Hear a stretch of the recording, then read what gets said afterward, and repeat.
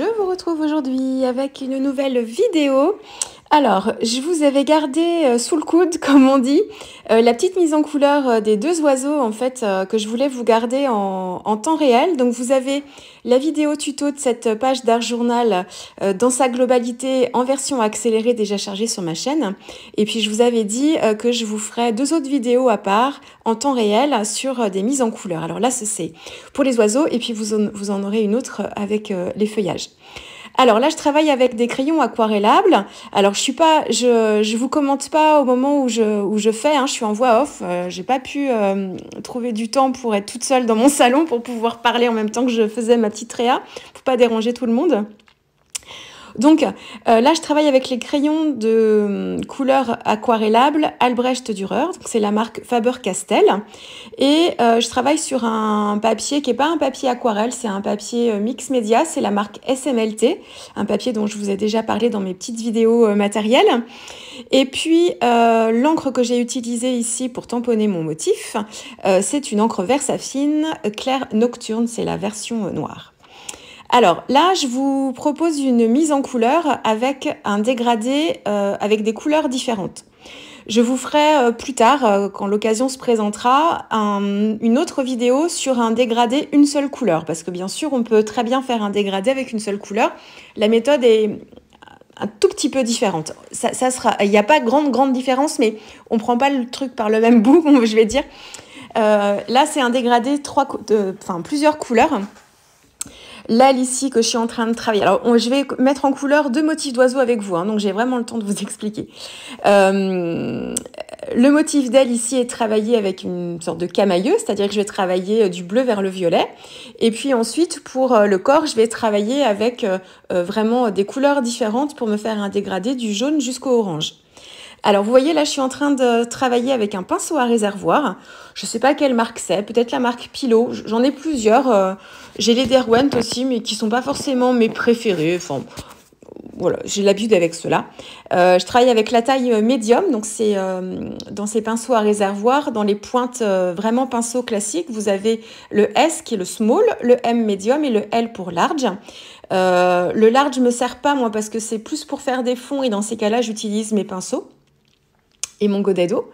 Donc j'utilise beaucoup plus souvent la version médium, qui est un peu passe-partout, et vraiment la version small quand j'ai vraiment des motifs très fins, mais c'est très rare quand je l'utilise. Alors là, je vous montre le dégradé avec plusieurs couleurs, donc du jaune jusqu'au orange. Donc je viens directement crayonner à sec avec mon crayon sur le papier. Et je commence soit par la couleur la plus foncée, soit par la couleur la plus claire. À cette étape-là, en fait, il n'y a pas vraiment d'importance. Vous faites un petit peu comme vous voulez. Là, ici, j'ai commencé par le orange le plus soutenu. Ensuite, j'ai utilisé un orange plutôt moyen. Et j'ai terminé avec, là, c'est ce que je suis en train de faire, avec le jaune. Pour me créer déjà un petit dégradé déjà à la base quand je crayonne à sec, je vais venir, en fait, à chaque fois que je vais prendre une nouvelle couleur, je commence à travailler un petit peu dans la précédente pour me faire une zone de transition. Là, pour le orange, j'ai fait le haut de l'oiseau en orange. Ensuite, j'ai pris le orange moyen et j'ai commencé à crayonner un petit peu déjà à la limite dans la couleur précédente, donc dans le orange foncé. Je fais ma zone comme ça et ensuite, quand je commence avec le jaune, je crayonne un petit peu dans le orange intermédiaire et je termine comme ça jusqu'en bas. Vous pouvez, je vous le répète, commencer soit par la couleur la plus claire, soit par la couleur la plus foncée, tant que vous êtes à cette étape-là de crayonnage à sec. La seule chose à laquelle il faut faire attention à cette étape-là, parce que c'est plutôt détendant, là il n'y a pas trop de prise de risque, c'est juste la pression de votre crayon. Il ne faut vraiment pas appuyer beaucoup. C'est comme pour le coloriage avec les crayons de couleur. Je dirais même que c'est même d'autant plus important parce que si vous appuyez trop fort, vous risquez de marquer en fait votre papier et vous prenez le risque ensuite quand vous allez flouter tout ça et faire réagir vos aquarelles avec votre pinceau, vous prenez le risque en fait de griffer votre papier et de le marquer en fait et que votre trait ne s'enlève pas une fois que vous allez mettre l'eau. Donc ça, c'est avec les Albrecht Dürer, on n'a pas ce souci. Ça marque pas le papier spécialement, hein. Il y a des crayons aquarellables qui sont plus secs, en fait, encore plus secs, même si les Albrecht Dürer sont assez secs quand même. Mais il faut vraiment effleurer le papier. Et si vous trouvez que votre première couche de crayon est pas suffisante et trop pâle, vous trouvez qu'il n'y a pas trop de pigments, vous pouvez refaire une deuxième couche directement à sec, c'est-à-dire sans avoir humidifié votre papier. Vous pouvez travailler en fait comme ça 2 fois de suite, même 3 fois ou 4 fois de suite pour bien accentuer certaines zones si vous voulez que ce soit vraiment très très pigmenté. Si vous mettez très peu de crayon, vous allez avoir quelque chose de plutôt doux quand vous allez faire activer l'aquarelle et vous allez avoir tendance à vous dire oh là là, les Albrecht Dürer ils sont tout palos. Alors ils sont pas palos du tout, hein. Là vous voyez ils vibrent quand même pas mal en intensité. Donc c'est là encore la quantité de pigments que vous allez mettre, comme quand vous travaillez avec vos godets d'aquarelle, sur votre papier. Donc il faut pas appuyer fort, mais peut-être faire plusieurs couches si vous voulez quelque chose de plus intense. Donc ça c'est la première étape. Là je l'ai déjà mis en couleur, je vais vous expliquer. Ouais, là je suis en train de reprendre, en fait, pour le corps de l'oiseau, j'avais travaillé avec 3 oranges seulement et je trouvais en fait que ça manquait d'ombre. Donc j'ai utilisé un dernier crayon, là c'est le terracotta. Je vous donne pas les noms parce qu'on s'en fiche un peu là des noms, hein. C'est vraiment, il vous faut des couleurs...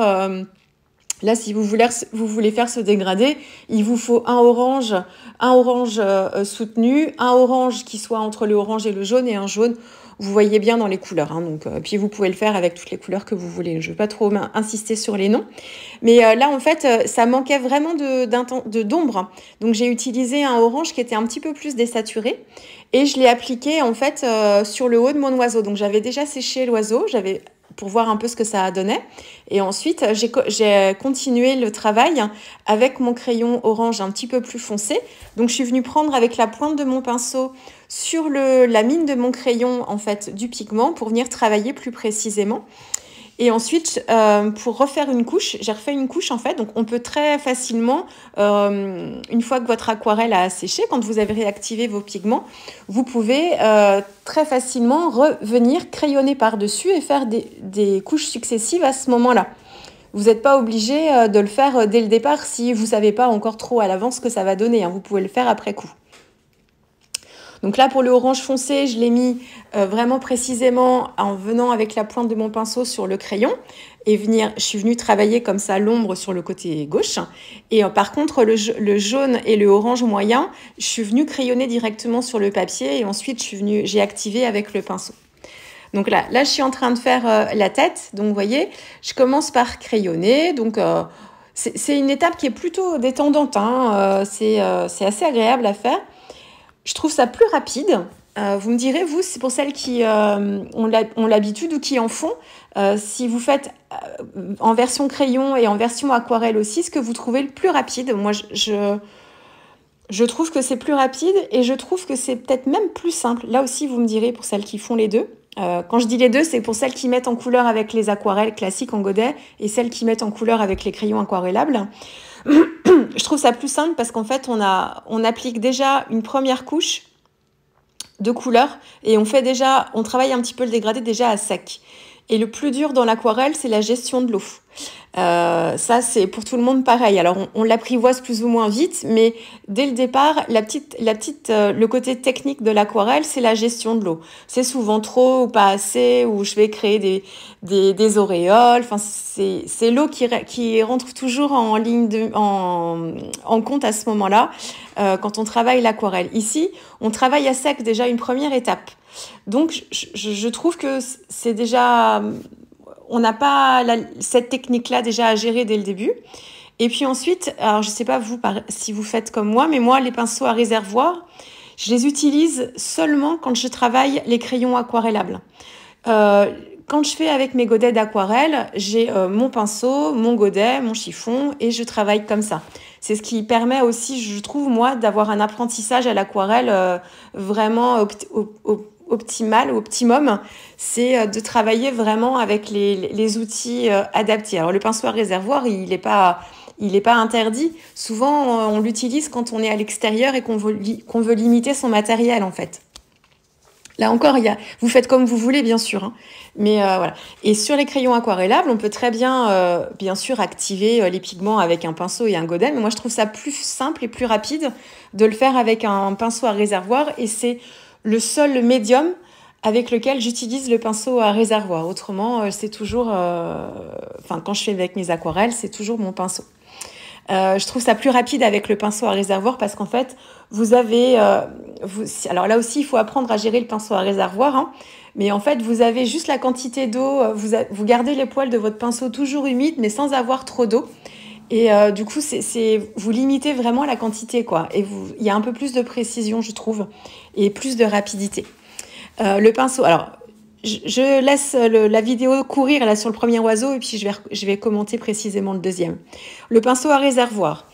Si vous n'en avez jamais forcément utilisé, il faut faire attention. Si vous voulez mettre de l'eau dans les poils de votre pinceau, il ne faut pas appuyer au moment où vous êtes en train de mettre en couleur. C'est prendre le risque qu'il y ait trop d'eau qui parte d'un coup, déjà de faire une goutte sur votre motif. Et puis quand vous allez en fait appliquer votre pinceau sur le papier, si vous avez trop d'eau dans le pinceau, en fait vous allez vous allez mettre trop d'eau d'un coup, créer une goutte aussi sur le motif que vous êtes en train de mettre en couleur, et du coup ça va vous créer des auréoles. Donc le truc c'est quand vous voulez réactiver un peu et mettre un petit peu d'eau, c'est de presser votre pinceau au-dessus d'un essuie-tout pour faire sortir une goutte carrément. Et du coup, vous essuyez peut-être un petit peu la pointe de votre pinceau pour enlever l'excédent, mais pas l'essorer complètement, hein, juste la pointe. Et du coup, vous pouvez travailler. C'est pareil pour le nettoyer, votre pinceau à réservoir. Ici, vous voyez, j'ai pas de godet. Je me sers pas de mes godets d'eau, en fait. J'en ai pas besoin parce que j'ai l'eau dans mon pinceau. Donc, quand je veux nettoyer les poils de mon pinceau, c'est pareil. Je presse le pinceau pour faire sortir une goutte et ensuite, j'essuie bien mon pinceau. Je peux represser une deuxième fois si je trouve que mon pinceau est pas encore assez propre. Et puis une fois que j'ai fait ça, je vérifie que j'ai pas du tout de couleur en fait quand j'essuie mon pinceau sur mon petit chiffon.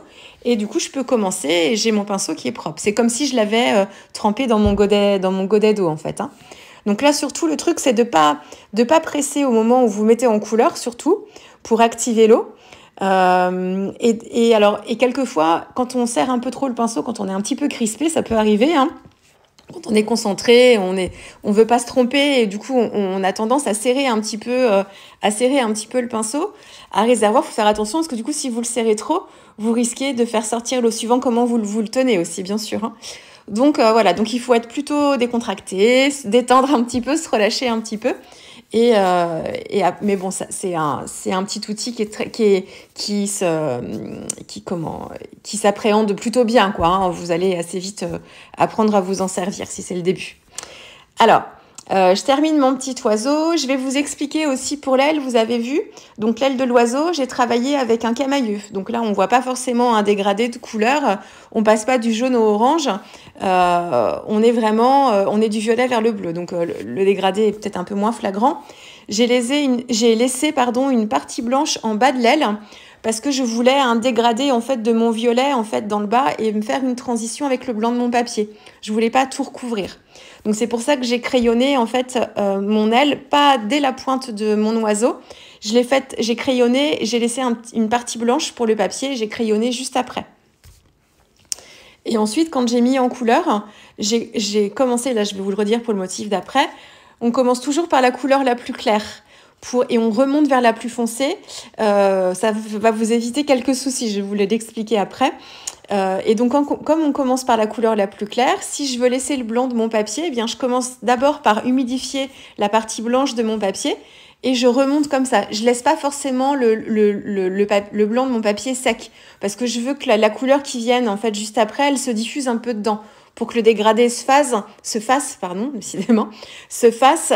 tout en douceur pour avoir une zone de transition entre le blanc de mon papier et puis la première couleur de mon aquarelle. Donc voilà, donc ça se fait progressivement tout ça. Je vais vous le réexpliquer ici. Alors là, je fais la crête avec un dégradé de jaune et de vert.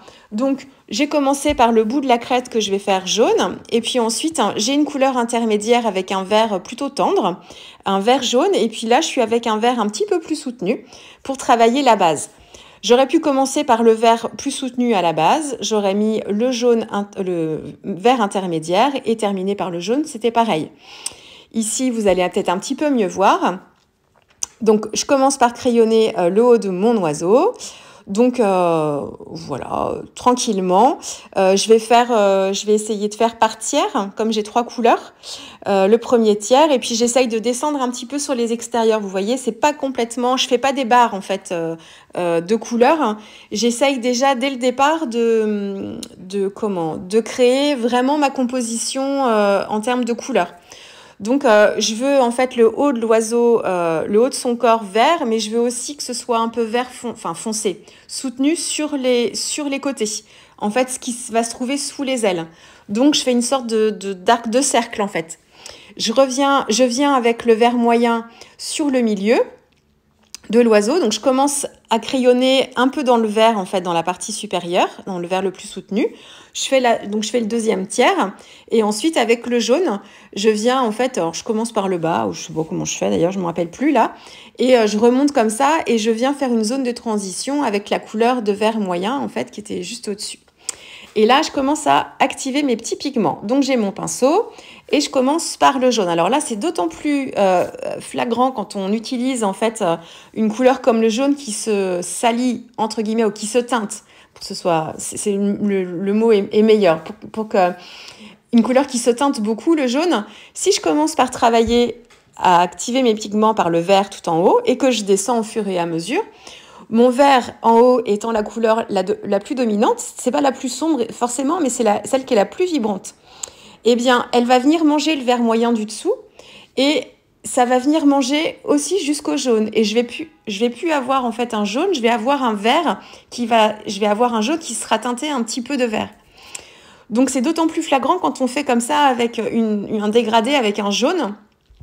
Alors c'est moins flagrant quand on fait du orange vers le jaune parce que on reste le jaune, on peut l'assimiler à une couleur chaude. Enfin après, il y a des jaunes chauds et des jaunes froids encore une fois, mais à la limite c'est peut-être moins flagrant. Mais avec le vert, ça pardonne pas. Vous voyez tout de suite, dès qu'il y a un petit peu de bleu par exemple dans votre jaune, tout de suite vous allez avoir une teinte verte.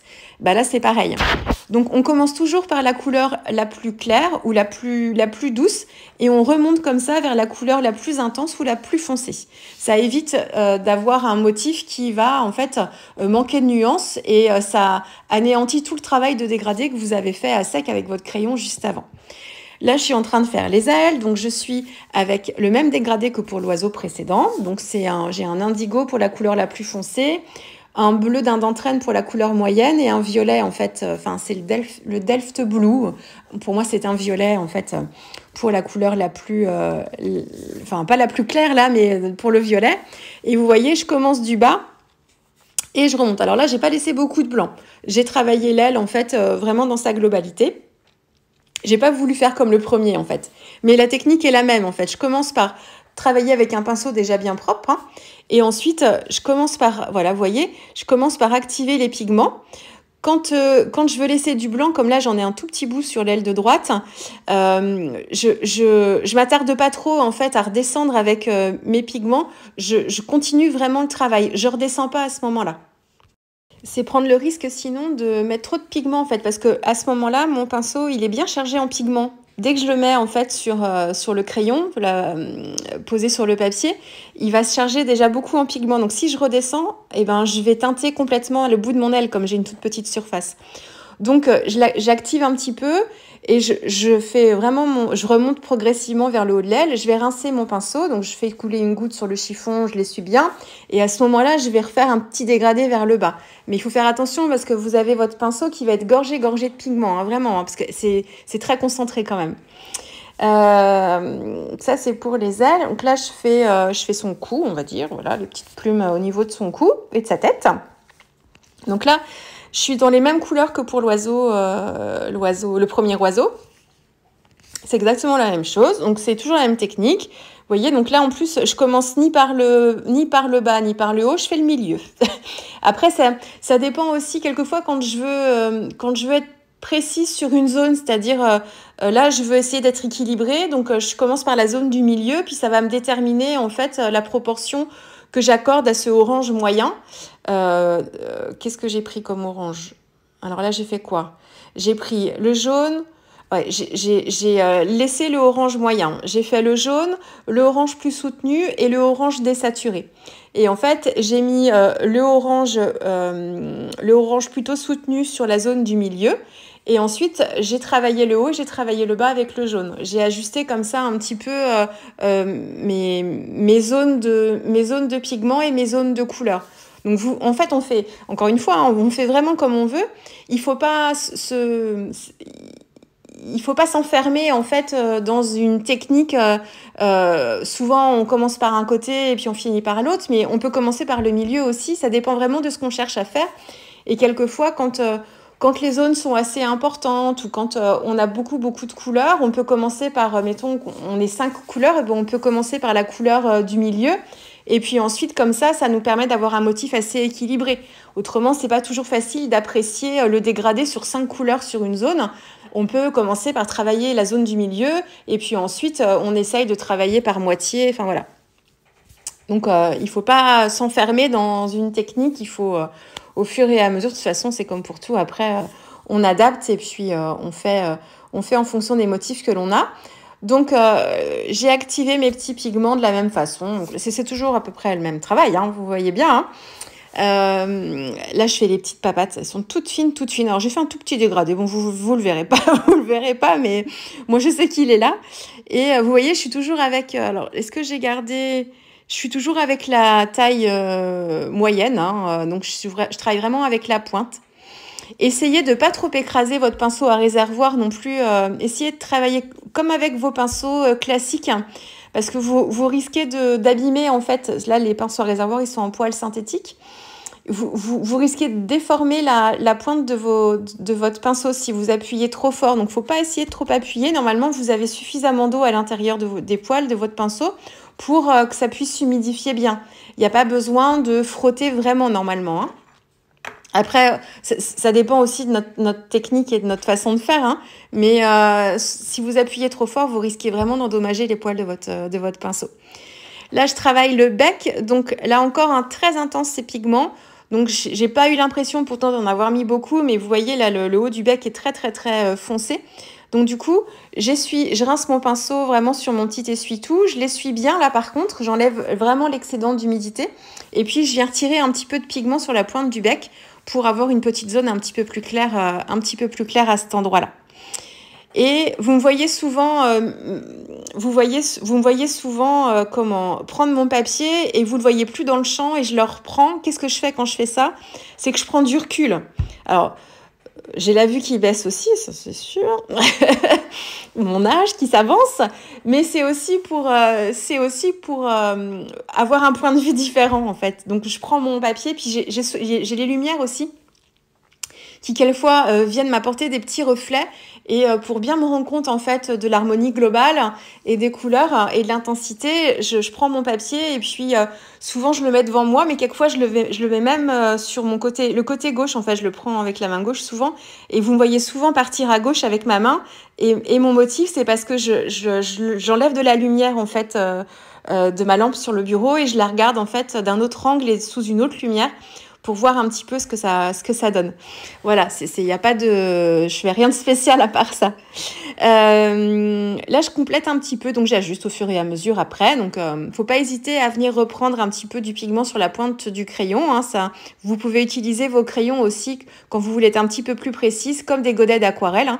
Donc, je le redis, les crayons aquarellables d'Albrecht Dürer, c'est de l'aquarelle en godet dans votre mine de crayon.